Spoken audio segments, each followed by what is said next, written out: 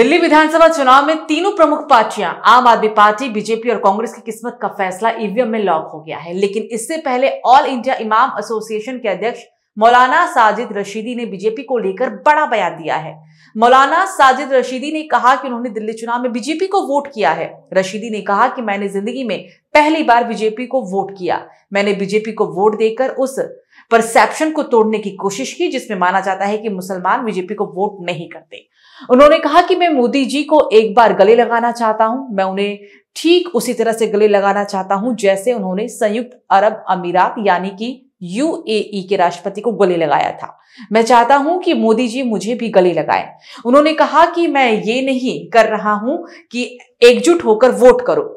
मैं कह रहा हूं कि हमें उस परसेप्शन को तोड़ने की जरूरत है जिसमें माना जाता है कि मुसलमान बीजेपी को हराने के लिए वोट करता है। बीजेपी हमारे लिए अछूत नहीं और ना ही हम कांग्रेस या समाजवादी पार्टी के बंधुआ मजदूर हैं। दोस्तों, मैंने वोट कर दिया है। दिल्ली में किसकी सरकार बने इसके लिए, और मैंने ये वोट किसको किया है आपको सुनकर बड़ा आश्चर्य होगा।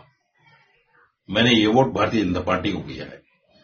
जिंदगी में पहली बार मैंने भारतीय जनता पार्टी को वोट किया है। क्यों किया है, इसके पीछे बहुत सारे रीजन हैं।